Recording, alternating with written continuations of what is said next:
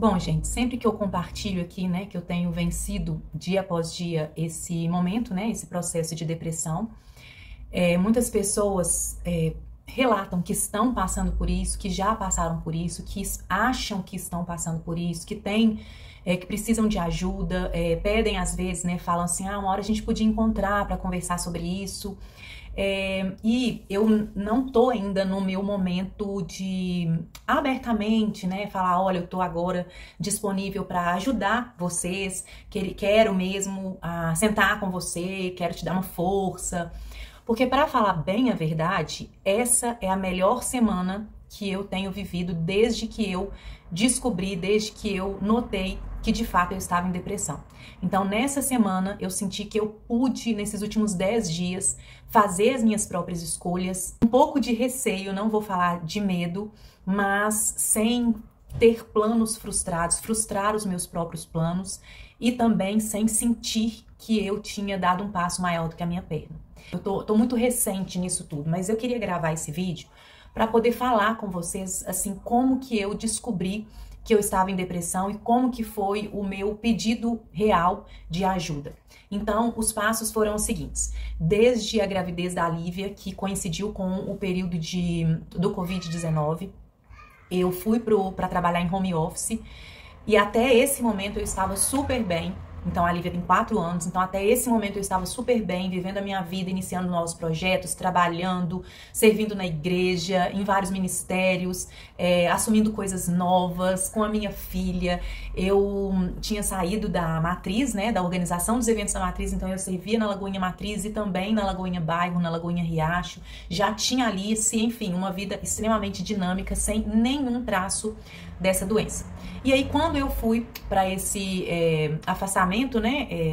Eu não tô lembrando o nome agora, mas que a gente ficou em casa, eu então achei que tava tudo bem, que eu suportaria bem esse processo. Fiquei super bem a gravidez toda, foi uma gravidez muito tranquila.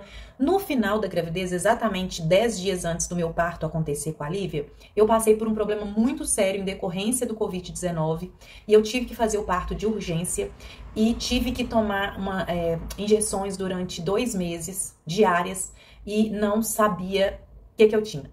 Enfim, então, talvez esse seja um dos gatilhos. Eu vivi 2 meses do pós-parto com muito medo de morrer. E esse medo era porque ninguém sabia o que eu tinha, alguns exames davam bons, outros exames davam alterado, e ninguém tinha resposta, né? Eu continuava fazendo uso daquelas injeções, e enfim, até hoje eu não tenho uma resposta. Mas, glória a Deus, eu fui curada, eu estou bem. Mas nesse pós-parto, devido a essa situação que eu estava vivendo, sozinha, porque eu não podia receber a minha mãe, eu não queria sair com a Lívia, não tinha igreja, foi um pós-parto totalmente diferente do que eu tive com a Alice, foi eu e o Gustavo, literalmente, não tinha ninguém. A Lívia ficou muito grudada em mim e eu precisava trabalhar, eu também não tive férias. Eu tinha optado pelo home office, porém no regime que não era CLT, então eu não tive a licença maternidade, então eu já embolei com o trabalho. Então eu tinha 2 filhas em casa para poder arrumar e o meu trabalho, que estava com uma demanda baixa, sim, estava bem tranquilo, mas que estava ali, acontecendo, né? Além de tudo que eu estava vivendo, eu tinha essa responsabilidade. Então, eu fui, né, vivendo isso, eu não me recuperei desse pós-parto. Eu lembro que com 8 meses da Lívia, eu comecei o tratamento com a psicóloga, eu não estava bem já, mas a gente fez o tratamento por quase 1 ano, e era sempre choro nas terapias, enfim, mas acaba que me dava uma ajuda boa, sabe, assim. Eu fiz esse tratamento com ela, é a mesma psicóloga que me acompanha hoje, me senti bem, a Lívia devia estar com 1 ano e meio, 2, ela foi pra escola, eu continuei no home office, mas eu já não queria mais ter o mesmo envolvimento com a igreja que eu tinha antes, eu não tinha mais força, assim, não tinha motivação, né? As pessoas falavam assim, vamos fazer isso na igreja? Eu, sim, vamos, mas me colocavam em grupos, eu não conseguia me adaptar, e eu sempre fui muito animada para essas coisas, sabe? E assim, sair de casa, não tinha mais vontade, assim, sabe? Mas saía, mas não tinha mais vontade. Aí fui colocando tudo pro Gustavo fazer, já que ele já tinha que levar as meninas pra escola mesmo. E nisso foi chegamos ao ano de 2023, que foi o meu pior ano, assim, sabe? E aí em 2023 foi só ladeira abaixo. Eu tinha começado o vlog, acho que em 2022, tava indo super bem, em casa, mas o meu vlog era um vlog basicamente de casa, né? Então, eu ficava em casa e fazia o vlog. Mas no final, quando eu alcancei o meu objetivo, 1 ano fazendo vlog, 10 meses mais ou menos, eu comecei a travar, né? E já não gravava mais, já começou a ficar super esporádico, uma coisa que eu fazia com muita alegria, com muita satisfação. Já não estava mais vendo muita realização naquilo. Então, o ano de 2023, ele foi esse ano arrastado, assim. Eu já não queria, eu ia pra igreja, gente, todos os domingos, eu queria buscar a Deus, eu pedia a Deus pra me dar força, mas eu comecei a ter, assim, muita ansiedade com estar em público, né? Porque eu já estava muito acima do peso, então existia uma autocobrança da minha imagem muito grande dentro de mim. O próprio cansaço e esforço físico desse sair. Eu não sei, assim, né, se isso acontece com todo mundo, mas eu me sentia fraca. Eu andava um pouco, começava a suar, começava a ter uma dor no joelho, um incômodo nas costas, não podia carregar a Lívia, e eu tava com ela pequena, né? Então era mais um motivo pra eu não querer sair. Ah, vamos passear no parque. Que roupa que eu vou? Nenhuma roupa, eu me aceitava. Eu tinha que usar as mesmas roupas pra ir no supermercado, pra ir na igreja, qualquer lugar que eu fosse, eu tava com a mesma roupa. E sempre naquela dúvida, eu compro roupa nova, mas eu não tô bem com esse corpo que eu tô mal, tô inflamada, tô cansada. Ou eu não compro roupa e continuo vivendo essa insatisfação. E sempre, gente, tentando emagrecer, né? Quem sabe que luta com o efeito sanfona, né? Desde a adolescência, você sabe que você tá sempre antenado com dietas, com pessoas que falam sobre isso. Você tá sempre tentando, né? Segunda-feira é aquele dia oficial. E mais tentativas frustradas. Então, eu estava acumulando frustrações em casa. Não conseguia servir mais na igreja como eu gostaria. Não estava sendo uma boa mãe, porque a essa altura eu já estava cansada de tudo em casa, sabe? Eu encontrei uma fuga no celular, uma fuga nas séries. Não foi só nos doramas, eu já estava usando muito a rede social, né? Ficando ali o tempo todo no Instagram, YouTube, WhatsApp. WhatsApp até que não. Mas eu ficava ali o tempo todo, horas e horas e horas e horas, viciada mesmo nas redes sociais. Depois vieram as séries. E nisso, ficando cada vez em casa e não vendo o dia passar. Como durante o dia eu tinha que trabalhar juntamente com todas as outras demandas, né, que eu tinha. Então, o trabalho também, a forma como eu trabalhava começou a me gerar alguns gatilhos. Então, deixa eu explicar pra vocês. Eu já estava emocionalmente abalada e eu tinha que fazer comida para as meninas, eu tinha que fazer para a casa junto com elas, a casa estava um caos, então isso tudo estava acontecendo e do nada, no meu trabalho, chegava uma mensagem que era urgente e eu, como estava envolvida nisso tudo e não estava mais com o dinamismo que é comum no meu perfil, eu não via que essa mensagem chegou e quando eu via, eu já estava atrasada nessa demanda. Então, isso me gerava uma autocobrança, assim, é como se eu mesma estivesse sendo a minha chefe nessa hora, falando assim, você é incompetente, você não viu essa mensagem chegar. E aí, em alguns momentos, quando eu olhava aquela mensagem, e isso estava acontecendo com muita, né, mais frequência do que... Enfim, com muita frequência, toda vez que eu olhava o celular, que eu via que já tinha mensagem que eu não tinha respondido, aquilo me bloqueava. Então, quando eu tinha que sentar para trabalhar, eu ficava rodeando ali a minha mesa, ia tomar água, ia comer, sentava para mexer um pouco no celular. Quando eu sentava para trabalhar, é como se aquilo dali, né, o meu trabalho, fosse o meu gatilho também. Eu já sabia que eu estava sendo tão ruim que aquilo dali era, tipo, eu quero fugir disso. Então, 2023 foi trocando a noite pelo dia, né? Então, como durante o dia eu tinha muita coisa acontecendo, apesar de não estar dando conta e estar mexendo muito no celular, eu pensava assim, de noite eu coloco as meninas pra dormir e aí vai ser o meu momento. Então, eu ficava ali, né? Mexendo no celular, vendo série e tal. E com isso eu comecei a ter hábitos noturnos, que eu nunca tive.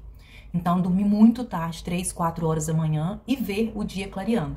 E aí eu ia deitar, ficava com vergonha disso. Então, quando as minhas filhas acordavam, Gustavo, eu não ia falar assim, fica aí que eu vi o dia acordar assistindo. Eu levantava e ia viver o dia, né? E aí devia ter o mau humor, o agravamento da doença. Enfim, eu não comia de madrugada, mas horas sem comer, né? Jantava às vezes 7, 8 horas da noite, ficava até o outro dia sem comer nada. Então, com isso, o metabolismo vai ficando cada vez pior.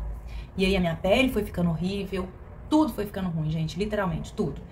E comecei a ter crises de choro também. Isso por volta de julho, agosto.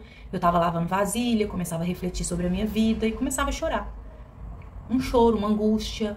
E aí foi quando, meados de outubro, eu tava com tudo isso e minha mãe já falando, né, procura um médico e tal, e eu, vou procurar, mas será? Psiquiatra, vai me passar remédio, eu vou ficar ruim, né, porque eu tinha aquela visão de remédio que te deixa dopada, né, que você não é você mesma, será que eu preciso? Eu ainda tô bem, né, a gente tem essa sensação, mas eu procurei em outubro. Eu falei, então eu vou marcar o médico. E aí foi quando eu tomei essa decisão. Poder concluir, em outubro de 2023, eu decidi agendar um médico psiquiatra. Não tive indicação de ninguém. E eu orei. Eu orei, pedi a Deus que fosse uma pessoa de Deus mesmo, um médico sensato, um médico que tivesse mesmo disposto a me tratar e que fosse de Deus mesmo para minha vida. Eu precisava de ajuda, eu estava no meu limite. Durante esse período também, eu estava muito frustrada comigo, né? Com a minha vida e tal, e com a vida que eu estava levando no ano de 2023. E eu tive alguns pensamentos assim, o que eu tô fazendo aqui? Pra que eu tô aqui? Eu não consigo ser uma boa mãe. Muitas vezes eu sentava no sofá lá de casa, ou na cadeira, e ficava mexendo no celular, assim, apática, sabe? Tipo, as meninas chegavam e falavam assim, mãe, tava pensando nisso, nisso, nisso. Aí eu, legal. Pode ir lá. E totalmente distante, sabe? Assim, fria. Então eu ficava pensando, o que eu tô fazendo aqui? Né? Por que eu tô aqui? Eu não consigo sair dessa situação. Já tentei de todas as formas. Durante esse tempo, né? A gente tem vários bons momentos, né? Que a gente chega no final do dia e fala assim, não, chega, eu não quero mais continuar desse jeito. Eu vou mudar. Amanhã eu vou acordar, eu vou fazer isso, eu vou fazer aquilo. E aí parece assim que vem na televisão, quando tá tudo preto e branco, de repente vem umas rajadas assim de cores, né? Dá aquela tela assim, é esse momento que você pensa assim, não, eu consigo, eu vou conseguir. E aí no outro dia você já abre o olho e tá tudo cinza do mesmo jeito. Eu nunca entendi esse trem das pessoas falarem assim, né, da depressão, que era como se a vida estivesse cinza. E é isso, é monótona, é isso, assim, eu não sei muito como descrever. Então, quando eu fui ao médico, eu amei, assim, sabe? Foi no psiquiatra mesmo. E no dia que eu fui, foi uma situação muito interessante, que eu fiquei aguardando muito esse dia chegar. E muito apreensiva também. E aí esse dia chegou, o Gustavo não pôde ir comigo, ele estava em uma reunião, sei lá onde. As meninas estavam pra escola. E aí eu lembro que eu tava me arrumando, chorando pra ir. E assim, ainda nessa situação e pensando, será que eu preciso mesmo? Gente, a gente fica muito fora da realidade. E aí eu lembro que eu liguei pra minha mãe, ela tava trabalhando. E aí eu falei assim, mãe, eu não sei o que eu falo com o médico. E comecei a chorar. E aí ela começou a falar, você vai falar isso tudo que você tá sentindo. Eu não sabia o que falar, o que eu tava sentindo, era isso. E aí ela ficou falando um tanto, né? Fala isso, fala que você tá se sentindo assim, assim, assim. E eu chorando. Enfim, vesti a roupa, fui. E a consulta foi basicamente assim, eu entrei, ele perguntou por que eu tava ali. E eu não consegui falar nada, só chorar. E aí chorava. Tentava falar, engasgava. Até uma hora que ele me perguntou uma coisa, que eu saí desse limbo de choro, consegui responder algumas perguntas pra ele. E ele me explicou como que seria a medicação. E eu saí dali com a medicação. Falei do meu medo de não ser o mesmo, de ficar apática, ou então muito eufórica. Ele falou, não, a medicação é exatamente pra você se encontrar de novo. Por um tempo, até a gente sentir que você já está pronta pra largar. Isso pode levar um tempo longo. Então, desde que eu entrei com a medicação, eu não mudei, mas eu tive que alterar a dosagem. E já tem 1 ano e 2 meses. Aí as pessoas falam assim, e aí, você já tá querendo sair, largar a medicação? Não, não tô. Gente, tem 10 dias que eu me sinto normal. O meu tratamento é esse prazo. E foi assim. Eu vou responder as dúvidas nos próximos vídeos. Se você tiver, me mande a sua dúvida. Eu realmente tô tentando estar pronta para esse momento agora e ajudar. E vou pensar em como eu posso fazer o segundo vídeo, né, um vídeo depois desse, que seja uma continuação para ajudar quem quer ser tratado, entender um pouco mais desse processo e para dar continuidade aí a esse apoio, né, aqui pela internet também. Um beijo para vocês e até o próximo vídeo.